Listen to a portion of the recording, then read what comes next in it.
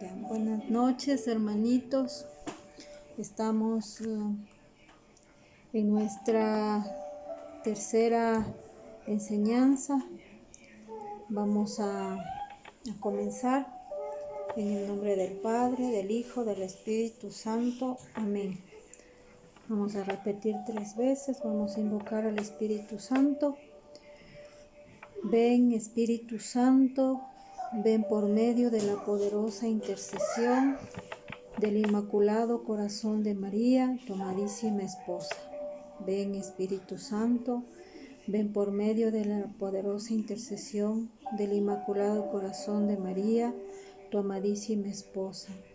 Ven, Espíritu Santo, ven por medio de la poderosa intercesión del Inmaculado Corazón de María, tu amadísima esposa.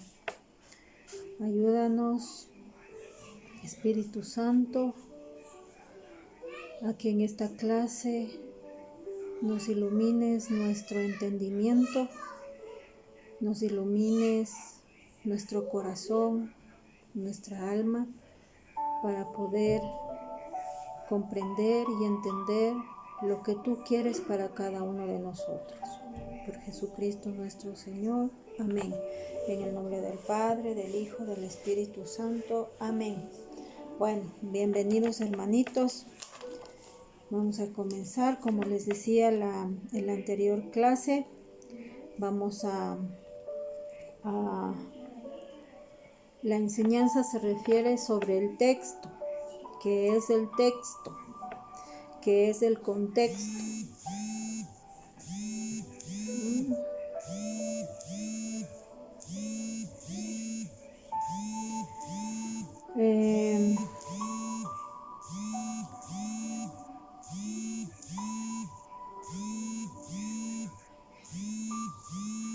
Es importante saber lo que es el texto. Por ejemplo, diríamos que esto la Biblia es un texto. Esto estudiábamos en literatura en la escuela para poder saber para poder entender y comprender lo que uno leía en la escuela. Para poder entender cuando se lee los poemas, un libro, un texto, un libro de poemas, una historia, qué sé yo, una telenovela y así, ¿no? Entonces es importante también en la Biblia qué es el texto como concepto, qué es el texto. Texto podríamos decir a este libro que es un texto que está formado por muchos textos, por muchos libros, por muchas partes, por bastantes textos, qué sé yo, el texto bíblico de Juan, el texto bíblico de Mateo, el texto bíblico en el Antiguo Testamento de los profetas, texto bíblico de Daniel. Entonces, miren, o también se puede decir a un texto un pedacito, como puede ser un versículo, como puede ser un pedacito de lectura de cualquier libro, también le podemos decir como texto. Entonces, les leo. El texto, con origen en latín, textus. La palabra texto describe a un conjunto de enunciados que permite dar un mensaje coherente y ordenado, ya sea de manera escrita o a través de palabra. Se trata de una estructura compuesta por signos y una estructura determinada que da espacio a una unidad con sentido. Entonces, miren lo que es texto. Conjunto de enunciados, dice, que permite dar un mensaje. Entonces, ¿qué significa? Que que es un conjunto de vivencias, un conjunto de alegorías, un conjunto de metáforas, de símbolos. Depende cómo el autor del texto, cómo el autor haya escrito el libro. Entonces, eso es un texto. Dice, es un conjunto de enunciados que permite dar un mensaje coherente, ordenado, ya sea de manera escrita o a través de palabras. Y dice, se trata de una estructura compuesta por signos y de una estructura determinada que da espacio a una unidad, o sea, da todos este conjunto de enunciados da un espacio a un mensaje que se convierte en una unidad y que da sentido a lo que el autor quiere, a lo que el autor quiere dar a las personas que leen, ¿no? A la persona a quien quiere dar el mensaje.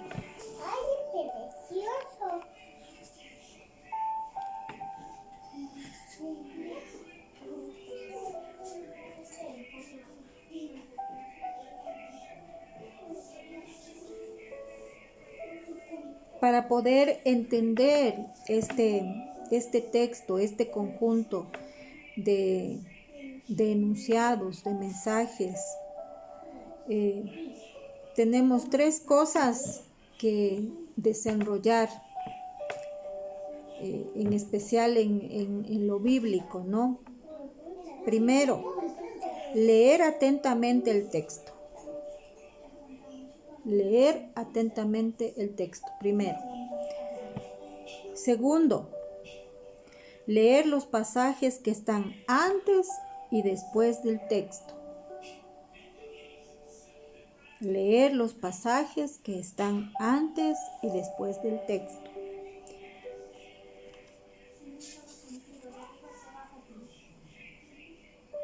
Tercero, la importancia del texto. Entonces son estas 3 cosas que nosotros tenemos que aplicar y saber, ¿no? La primera decíamos, leer atentamente el texto. Entonces, miren, es muy importante primero tener una buena lectura, por lo menos hasta poder entender lo que significa.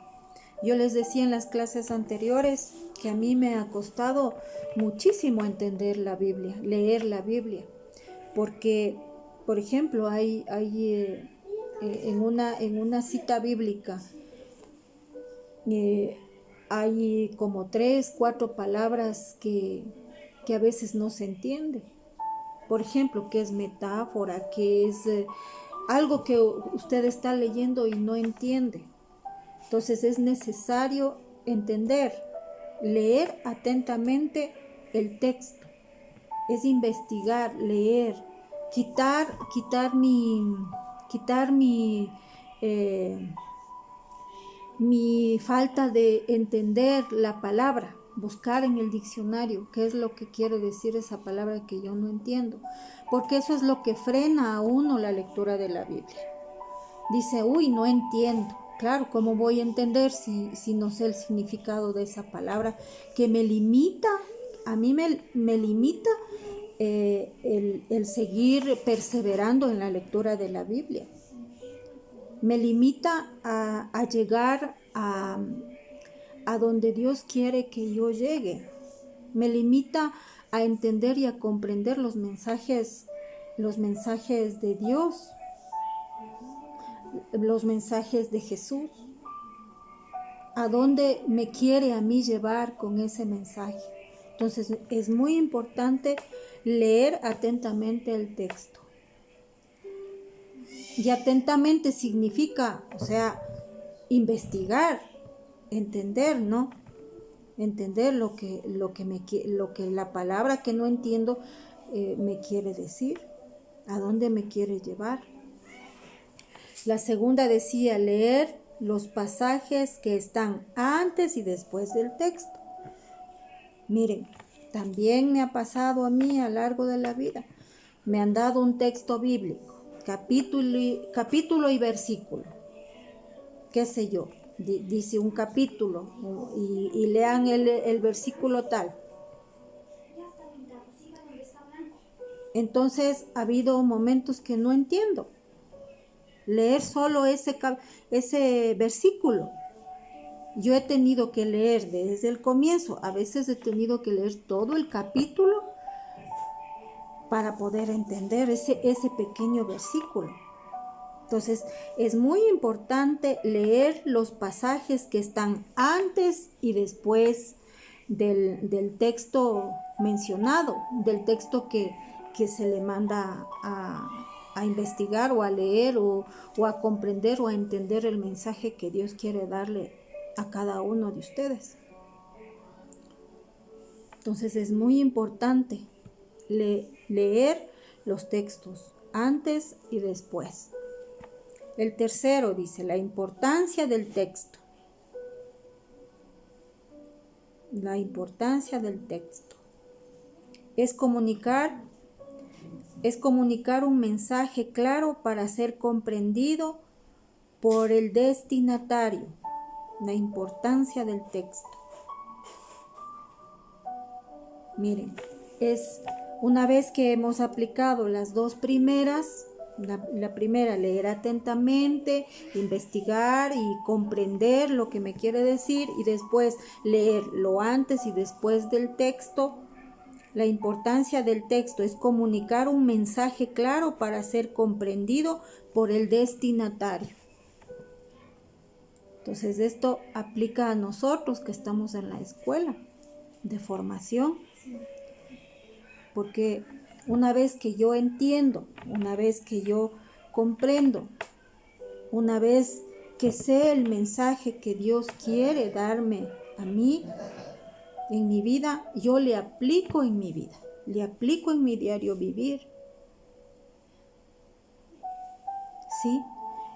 Es importante que yo comprenda ese capítulo, ese versículo en mi vida. Y es importante que yo le haga carne en mi corazón, en mi vida, para yo poder dar también a la persona que está al lado mío, a mis hijos, a mi esposo, a los hermanos del movimiento. Yo puedo dar como un mensaje de lo que yo he leído y de lo que yo he vivido. Es muy importante entender el texto. Es muy importante vivir el texto. Es importantísimo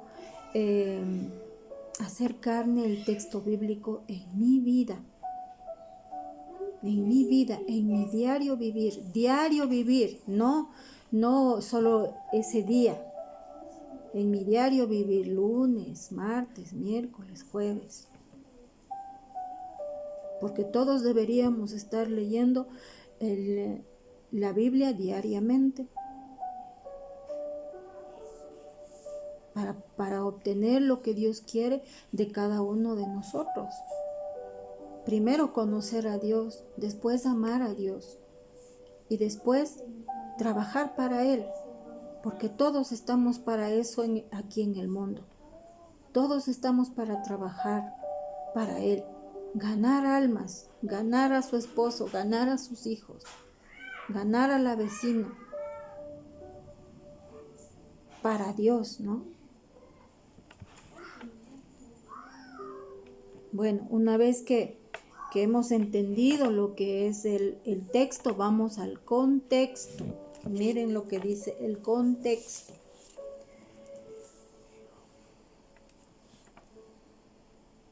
Dice, es un término que deriva del vocablo latino contextus.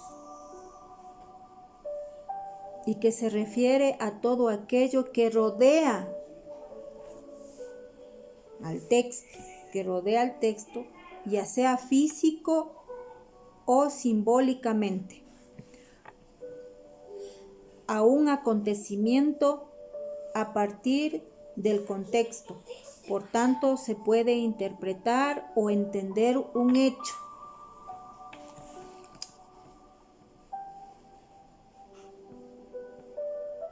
Miren, entonces es un poquito complicado, como les decía. Yo cuando me preguntaban a mí qué materia les costaba entender o qué materia es la que no les gustaba en la escuela, había dos para mí: las matemáticas y la literatura.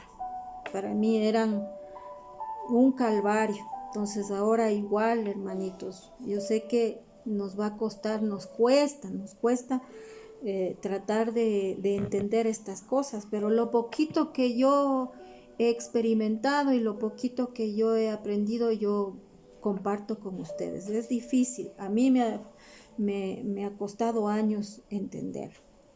El contexto, dice, es el término que deriva del vocablo latino contextus, que se refiere a todo lo que rodea, ¿no? Todo lo que rodea, ya sea física o simbólica, o a un acontecimiento a partir del contexto. Por tanto, se puede interpretar o entender un hecho. Entonces, el contexto es la materia prima, lo que el autor quiere, de qué se ha valido el autor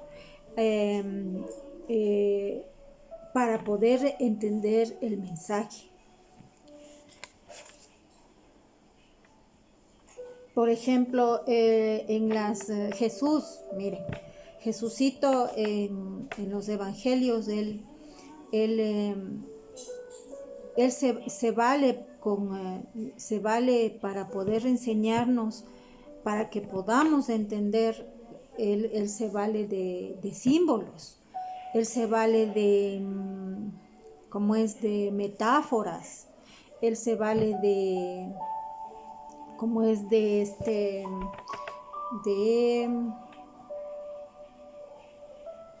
se me fue la palabra, ¿cómo era? Bueno, él quería enseñarnos por medio de estas cosas, ¿no? Por ejemplo, el sembrador. Miren, la parábola, eso, por medio de parábolas. Entonces, por ejemplo, en la parábola del sembrador, él nos quiere dar un mensaje. Cuando dice que un sembrador va y siembra las semillas, y tiró las semillas, dice, ¿no? Y algunas semillas cayeron en tierra fuera del camino, o sea, en el camino cayeron unas semillas. Otras semillas cayeron en tierras que estaban con piedras. Otras semillas cayeron en los espinos. Y otras, dice, a la final cayeron en tierra fértil. Entonces, miren, es algo que si uno no sabe el contexto, ¿no? Lo que Jesús nos quiere enseñar con estos símbolos, ¿no? Con estas interpretaciones que Él hace para no lastimarnos, porque Él nos podría decir, o sea, ustedes son unos desgraciados, ustedes son se han portado así y son esto. No, Él con cariño y con amor nos iba enseñando con estos símbolos, con estas cosas, con estos acontecimientos, con estas historias, ¿no? ¿A dónde Él quiere llegar con este mensaje? Miren, el sembrador, cada uno pensará interiormente. Interiormente cada uno pensará, ¿qué tipo de terreno soy? ¿Qué tipo de terreno soy? Soy la que cayó, la semilla cayó en la tierra, en el camino, que no ni siquiera tuvo oportunidad de ser una matita de esa semilla, o cayó en las rocas, que sí germinó la semilla y estaba a punto de salir, pero ¿qué pasó? No pudo desarrollarse. ¿O es que la semilla cayó en el terreno de espinos y se desarrolló la matita, pero ¿qué pasó? Los espinos la ahogaron? ¿O son la tierra fértil que cayó la semilla y está frondosa? Y la semilla es la palabra de Dios. El sembrador es Cristo, que bota la semilla. Y supuestamente nosotros somos el terreno. No supuestamente, sino que todos para interpretar es así. Eso es lo que quería Jesús que entendamos. O sea, ¿qué clase de terreno eres? El fértil, el que lees todos los días la Biblia y que esa semilla se está sembrando en la tierra y está germinando y se está haciendo linda. ¿En qué tierra estoy? ¿Qué tipo de tierra soy? Entonces ese es el contexto. Él nos hablaba por medio de metáforas, por medio de símbolos físicos, por medio de estas expresiones que Él nos lleva a pensar, Él nos lleva a interpretar, Él nos lleva con cariño, con amor, nos da el mensaje y nos hace pensar en realidad en qué tipo de tierra soy. ¿He sido capaz de ser esa tierra fértil? ¿He sido capaz o no he sido capaz? Ni siquiera de ser la que está, ¿cuál mismo soy? Entonces, hermanos, cada uno, ¿no? Ahí irá pensando. Dice...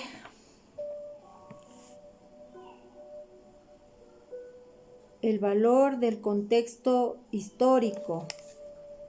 Dice, en el contexto es importante saber el valor del contexto histórico en el estudio del texto, tomando en cuenta el contexto histórico de un suceso pasado. Es importante, pues permite a futuro emitir un juicio menos limitado y aunque no posee veracidad total, no minimice los hechos o su valor en el tiempo. Mire, es importante saber también el valor del contexto histórico, ¿no? Ya saben lo que es un contexto, ¿no? Entonces, dice aquí que tenemos que valorar el contexto histórico, tomando en cuenta el contexto histórico de un suceso pasado. Es importante, pues, permite a futuro emitir un juicio, o sea, aquí en el futuro, en el 2020 que estamos.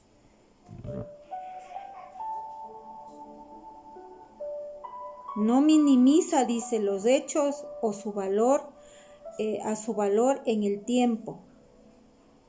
Dice que a veces no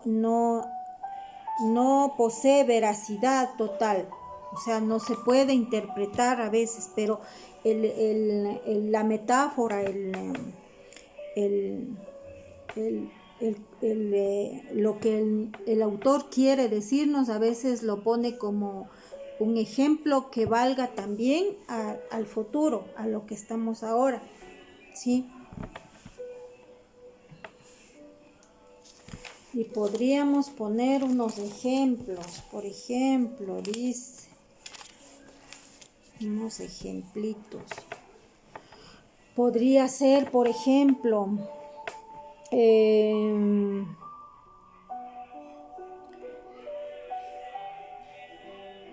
a ver, veamos el texto bíblico de Isaías. Isaías, ¿dónde está? Isaías. Lo malo de esta Biblia es que no hay el divisor de los libros. Entonces es un poco difícil encontrar el libro. Entonces vamos a Isaías, que me equivoqué en la semana anterior darles la cita bíblica de Isaías 7:14.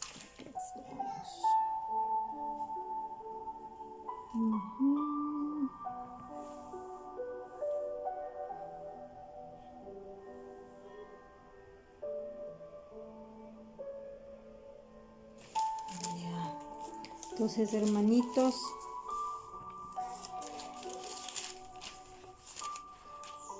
¿dónde está? Isaías.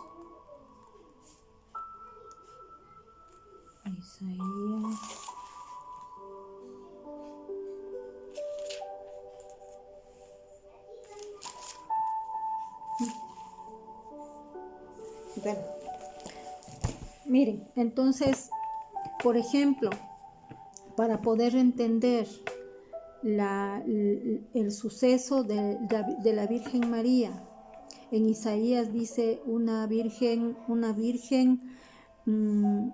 tendrá un hijo. Esa era la promesa que Dios nos hizo por medio de Isaías a la descendencia de David, que una virgen iba a tener un hijo y que será llamado Emmanuel. Entonces eso podemos también verificar en Mateo, donde dice que la Virgen María dio a luz un hijo. La Virgen dio a luz un hijo a quien pondrá el nombre de Jesús. Podemos ver en Lucas también que habla de la Virgencita María cuando el ángel Gabriel la visita y le dice: no temas, María, porque has hallado gracia delante de Dios. Y tendrás un hijo a quien llamarás Jesús. Y la Virgencita le dice: ¿y cómo será eso si no he conocido varón? Y el ángel le dice: el Espíritu Santo, la sombra te cubrirá y tendrás un hijo, algo así, ¿no? Los que puedan leer Lucas, lean. Entonces, miren, también cómo sabían antes, o sea, en el Antiguo Testamento, que la Virgen iba a dar a luz, y eso se cumplió con la Virgencita. También miren, dice aquí que, por ejemplo, que decía, ¿dónde está? Ya me perdí. Ya, aquí está. Aunque no se posee veracidad total, ¿no? A veces no está en la Biblia escrito. Por eso es que nos vienen las dudas. Por ejemplo, la duda que más tiene el católico es si la Virgen María fue después virgen, ¿no? Pensamos que solo el momento de que el ángel anunció que iba a tener un hijo, virgen. Pero todos a veces hemos pensado que no tenía nada de malo que María tenga relaciones con José, porque era su esposa ante los hombres. Entonces, aquí habla de eso. El contexto es verificar verificar que la Virgen no tuvo relaciones sexuales con José. Entonces, ¿qué hacen? Investigan en la Sagrada Escritura, en el Antiguo Testamento. En el Antiguo Testamento, cómo eran sus costumbres. En el tiempo de María, cómo eran sus costumbres. Y por eso es que se reúne el Papa y hace una reunión y investigan para hacer un dogma de fe. Por ejemplo, la Virgen María, hay 4 dogmas de fe de la Virgen María. Entonces, con ayuda de esto que estamos aprendiendo, del texto, del contexto, se ha podido enseñar a la Iglesia que María no ha tenido más hijos, y ella ha sido virgen, antes, entre y después del parto, virgen. Entonces, miren, y buscando textos bíblicos, por ejemplo, yo veo, por ejemplo, la pureza de María en el Antiguo Testamento, cómo Dios le mandó a Moisés al monte, ese gran monte Sinaí, a recoger las tablas de la ley, que eran los 10 mandamientos. Cuando él bajó, ya saben ustedes la historia, el pueblo se fue infiel, hicieron un becerro de oro y tanta cosa. Y volvió a subir otros 40 días al monte y se hicieron las tablas de la ley. En piedra, dice, con el dedo de Dios. ¿Y qué hizo hacer él? Dios le mandó a hacer una arca de la alianza, una especie de caja de madera, chapada con oro. Y encima de la caja una tapa. Y mandó a hacer con 2 querubines, con 2 ángeles querubines que se miraban y sus alas así grandes, ¿no?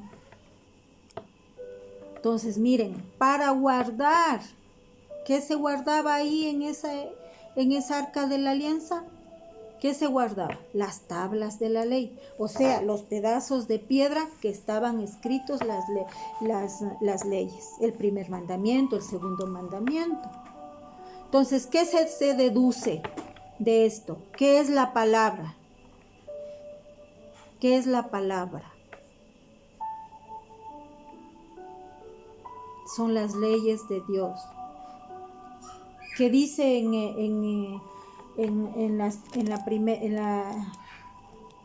el Evangelio, si no me equivoco, de Mateo, de Juan es lo que le dice a Jesús, Él es el verbo, Él es el principio, el fin.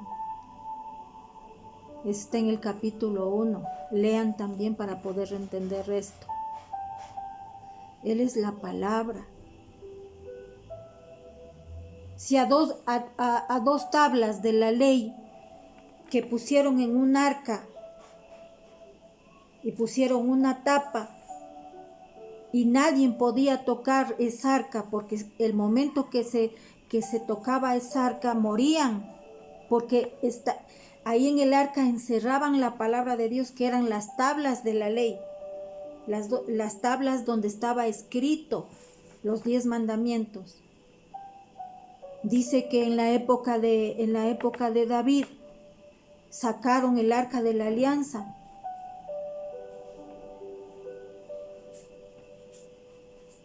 Y dice que con tambores y todo sacaron por las calles en peregrinación con el arca de Noé, en una carreta. Un esclavo estaba adelante y otro esclavo estaba atrás. Cuando la carreta se tropieza en una piedra y la carreta se alza así, a punto de caer el arca el esclavo le toca, le coge para que no se caiga y de inmediato se murió. De inmediato, dice, se murió, solo por haberle tocado. ¿Y qué llevaba ahí el arca de la alianza? En el arca de la alianza, unas tablas, unas piedras escritas con el dedo de Dios, que en ese momento era sagradísimo.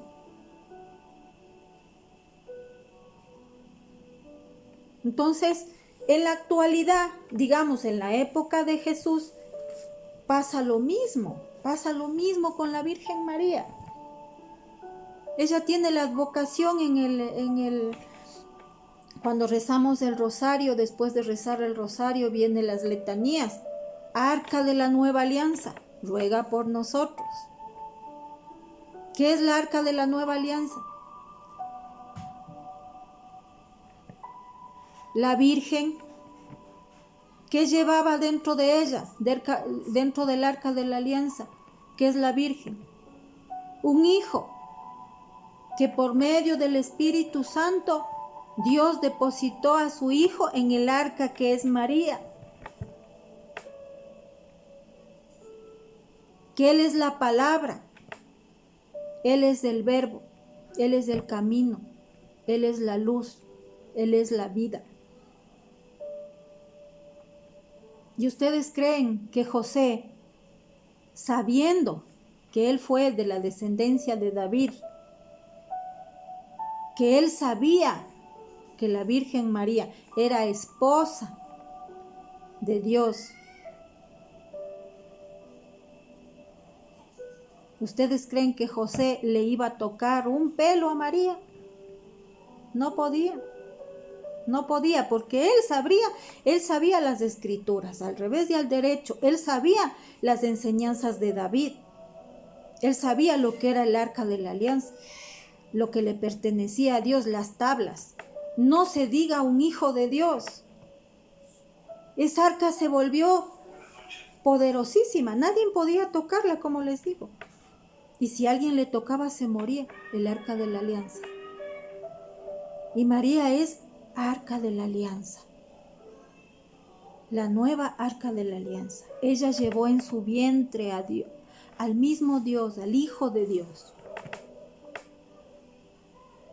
Y nadie podía tocarla.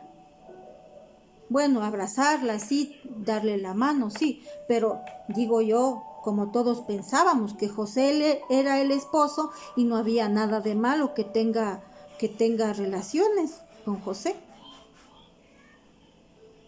Lo que ellos tenían era un amor puro,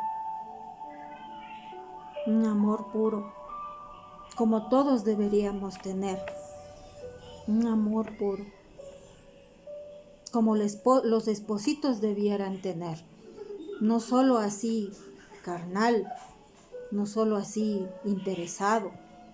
El amor de ellos era desinteresado, porque sabían lo que tenían que hacer, sabían a lo que ellos Dios les había encargado. Entonces miren, uno puede, con el contexto, puede interpretar algo de la historia con la nueva alianza, aunque no diga las palabras que querríamos escuchar, que la Virgen después del parto era virgen. Porque eso nos cuesta a todos los católicos.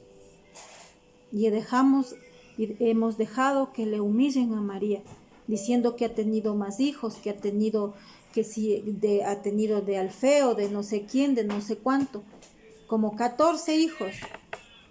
Imagínense. Y no hemos podido defenderle porque no se ha sabido esto.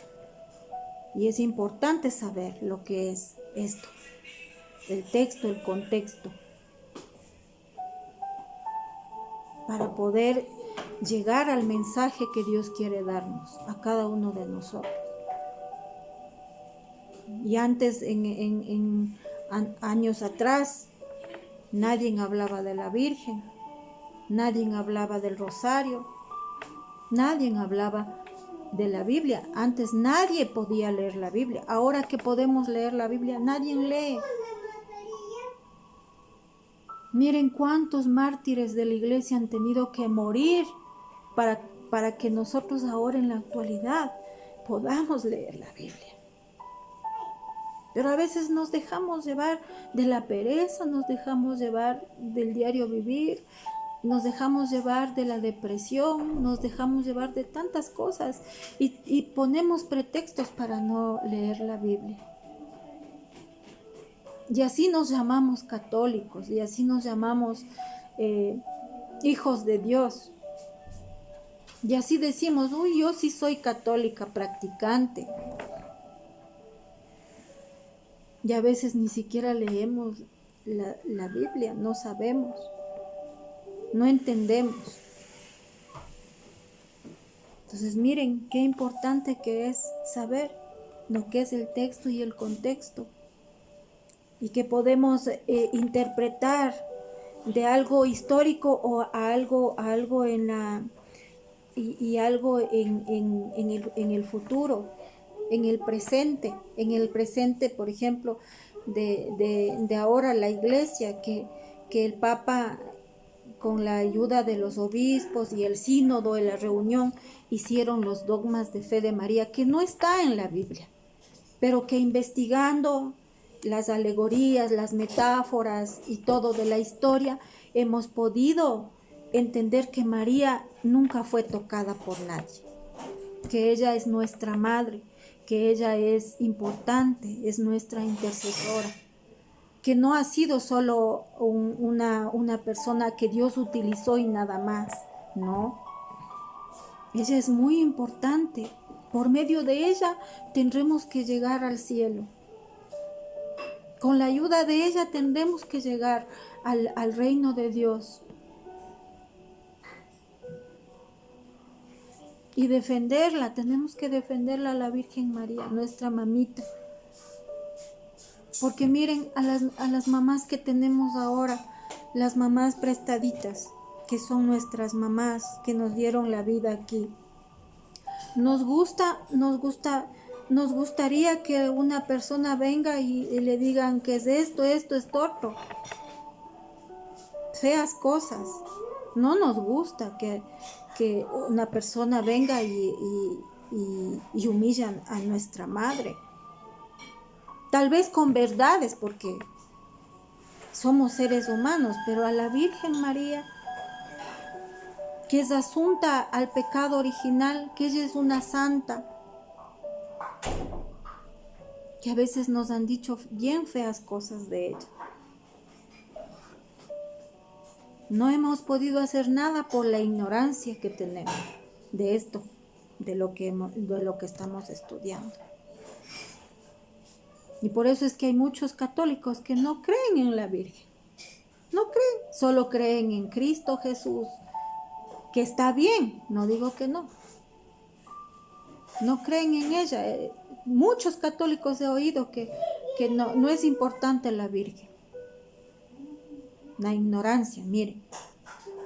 Pero ahora lo poco, les digo, lo poco que yo he podido aprender, porque es muy poco, y que puedo compartir con ustedes, ojalá les ayude, ¿no? Y así puedo poner muchos ejemplos, muchísimos ejemplos.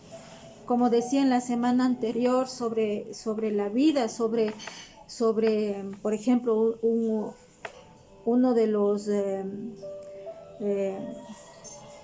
las tablas de la ley hay el primer mandamiento, el segundo, el tercero, que se refieren a Dios. Y a partir del tercer mandamiento es el honrar padre y madre. Después viene el no matar, que se refiere a los seres humanos y al prójimo. Entonces igual podría decir en esto también sobre la vida. Y yo les decía sobre los anticonceptivos. Igual se ha hecho un sínodo, una reunión de obispos de todo esto para estudiar el Antiguo Testamento, el Antiguo y el Nuevo Testamento, para que se lleve a cabo el mensaje que ahora en el 2002 se quiere dar. El no matar, porque los anticonceptivos son abortivos y sí matan.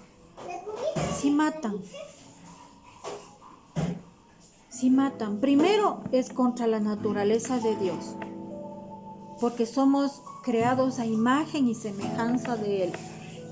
Segundo, es contra la naturaleza del ser humano, contra la naturaleza de la mujer, porque al ponerse algo en nuestro cuerpo va contra la naturaleza de Dios, porque Él dice que somos casa y templo de Dios. Que no podemos, tenemos que tener la casa limpiecita para que Dios more en nosotros. Nada tiene que estar, ni un tatuaje, nada que interrumpa nuestro cuerpo. Porque somos casa de Dios, somos templo del Espíritu Santo. Entonces, con esto de los anticonceptivos, miren, es lamentablemente, o sea, parece ser algo natural, que las mujeres van al Semoplab, en el Semoplab le enseñan a cómo disminuir los hijos, y todo aparentemente está bien para dar rienda suelta a los placeres del mundo. Porque todos queremos todo fácil. Nos encanta el placer así facilito.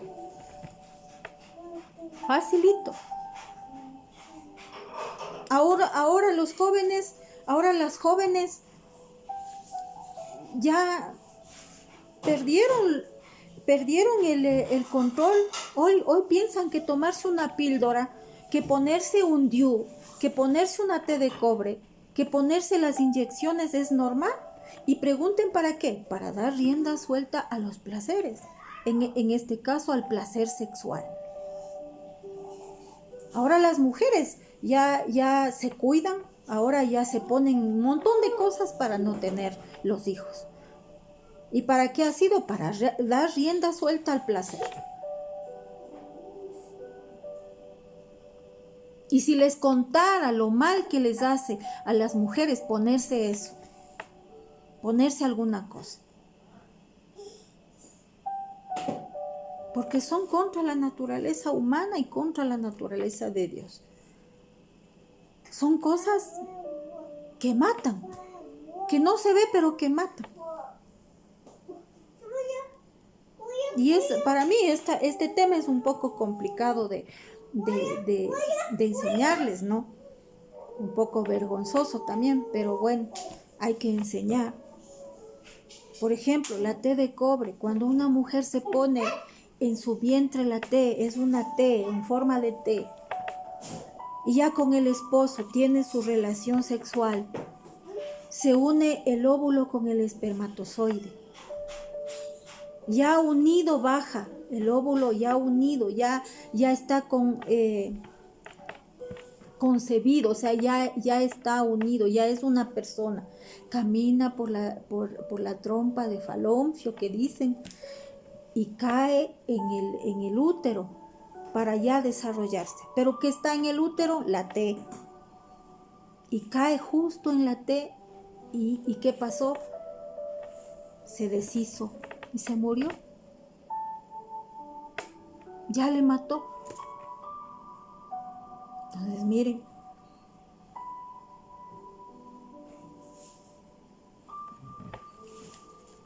Sigamos. Bueno, sigamos con el texto. Ahora vamos a ver. Veamos qué me faltaba. Ya. Ya. Dice, ojalá alcancemos, yo no sé qué hora es. Ya creo que queda para otra clase. En la otra clase vamos a ver los textos literarios, ¿sí? ¿Qué es un texto literario? Dice, son aquellos que se producen con fines estéticos por medio de un lenguaje connotativo. Esto es por medio del uso de un lenguaje metáforo. Se exponen relatos, ideas, sentimientos y diálogos que funcionan como símbolos o alegorías de realidades profundas y que no siempre pueden ser explicadas mediante un lenguaje directo, lo que les decía. Mire, no puede ser explicada por medio de un lenguaje directo. No hay, a veces no hay. Ahí en las tablas de la ley dice no matarás, pero como les decía, no significa no matarás solo coger un arma y pincharle a la persona. No matarás es algo que uno tiene que entender y comprender. Yo les digo que no matarás también es perder el tiempo, matar el tiempo de Dios en alguna obsesión, en alguna, por ejemplo, la pornografía. No matarás es también la droga, que yo estoy consumiendo la droga más y más, obsesionándome más y más con esta droga y me estoy matando. El alcohol. Entonces miren lo que dice, textos literarios son aquellos que se producen con fines estéticos por medio del lenguaje connotativo. Esto es por medio del uso del lenguaje metáforas, por ideas, por relatos, por sentimientos y diálogos que no pueden ser explicadas mediante un lenguaje directo. Mire, entonces vamos a ver después en la siguiente clase la clasificación de los textos. ¿En cuántas se clasifican? Dice que en la clasificación de los textos bíblicos son 4, dice en la Biblia, en el texto bíblico: narrativos, líricos, proféticos, sapienciales. Entonces esto desarrollaremos la otra semana. La otra semana desarrollaremos esto sobre lo que es un texto narrativo, lo que es un texto lírico, lo que es un texto profético, ¿sí? Entonces yo les voy a dar una cita bíblica para poder entender lo que hemos ahora aprendido. Por ejemplo, en Mateo 7:1-5 nos habla sobre la pelusa del ojo ajeno. ¿Sí? Digamos, sí, la paja o la pelusa del ojo ajeno. Está en el capítulo 7, versículo del 1 al 5. ¿Sí? Donde dice: no juzgues a los demás y no serás juzgado. Y no serán juzgados ustedes, porque de la misma manera que ustedes juzguen, así serán juzgados. Y la misma medida de que ustedes usen para los demás, esa será usada para ustedes. De ahí dice, desde el 3, ¿qué pasa? Como una pregunta, dice, ¿qué pasa? Es una pregunta. ¿Ves la pelusa del ojo de tu hermano y no das cuenta del trozo que hay en tu ojo? Miren, ahí entonces miren este texto, este capítulo de cómo nos habla, qué nos querrá decir. Entonces aquí está usando metáforas, ideas, cosas del ojo ajeno. Pues hay que tratar de entender lo que Jesús nos quiere decir en esto. Él no nos dice directamente, vos estás juzgando a este que no es nada sinvergüenza, que tú eres el más sinvergüenza. Así trataría duramente de decir Jesús, pero no, él usa el ojo y la pelusa, mire, para poder entender. ¿Por qué ves la paja? ¿Qué es una pajita? ¿Qué es una pajita? Es algo chiquitito que se te metió en el ojo y te estorba. Pero después dice, y no ves la viga o el tronco que tienes en tu ojo. Miren cómo nos pone estos ejemplos, que a veces no se entiende lo que nos quiere decir. Que a veces juzgamos de algo tan pequeñito y no vemos lo grandote que nosotros tenemos. Entonces, hermanos, yo les invito a que lean esta parábola, no es parábola, este versículo, capítulo 7. Y también les dejo el otro, Mateo 5:30. Que igual nos habla sobre la mano izquierda. Dice, si tu mano derecha te es objeto de pecado, córtatela. Porque es mejor que solo pierdas la mano que todo el cuerpo. Miren cómo Dios nos habla con estos ejemplos, con estos símbolos físicos con la mano. Entonces, ¿qué nos quiere decir? Cada uno interpretará a su manera, cada uno le pedirá a Dios leyendo estos capítulos qué es lo que me quiere decir a mí.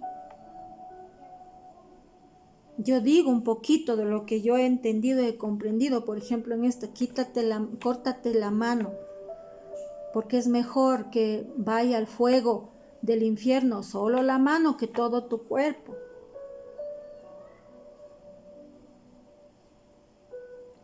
Miren, entonces hace pensar, ¿no? A mí, por ejemplo, o sea, ¿qué es lo que a mí me está impidiendo llegar a ser alguien con lo que Dios quiere que sea? Que lleguemos a ser santos como mi Padre, dice. ¿Qué es lo que a mí no me deja? Entonces, simbólicamente para mí, cortarme la mano es cortar lo que me está impidiendo a mí. La pereza, el egoísmo, el chisme. Y así, cada uno. La infidelidad, la fornicación. ¿Qué es lo que a mí me está impidiendo a llegar al reino de los cielos? A no poder llegar a los reinos de los cielos. La droga, el aborto, los anticonceptivos, la lujuria, la pereza, la gula, el egoísmo, la soberbia, el mal carácter,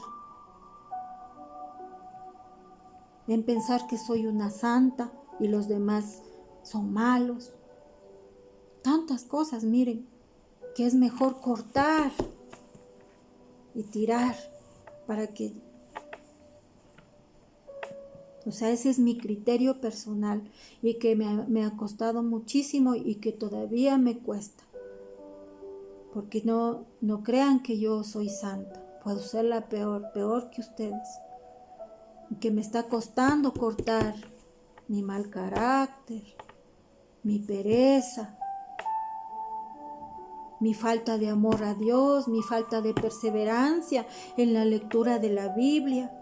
Y así podría decir un montón de cosas, hermanitos.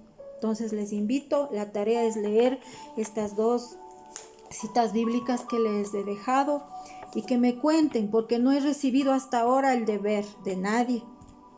No he recibido el mensaje o el comentario de la semana anterior, que yo voy a revisar cada mensaje, y por medio del mensaje, de la enseñanza que ustedes han recibido y de la tarea que han hecho, yo de eso depende que yo le diga al hermano Edison cuando ya todo esté normal, estos hermanitos han cumplido y van a pasar al siguiente nivel.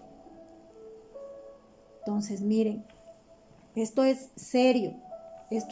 A mí me cuesta estar en las redes sociales, no me gusta, como les decía al comienzo, el estar así haciendo un video, a mí me cuesta muchísimo, pero lo hago con mucho amor, primero por amor a Dios y después por amor a ustedes, hermanitos. Yo quisiera tenerles presente, poderles dar un abrazo.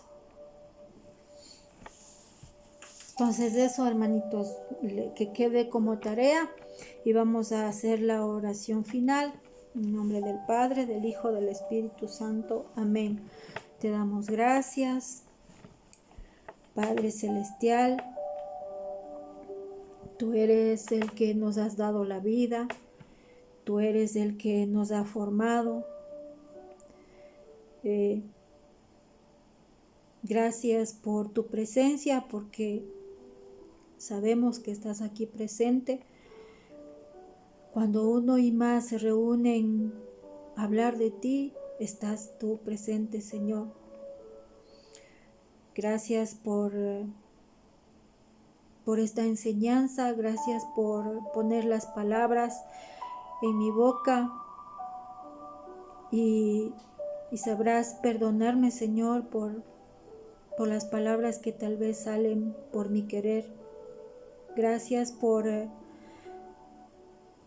este día, gracias por esta enseñanza.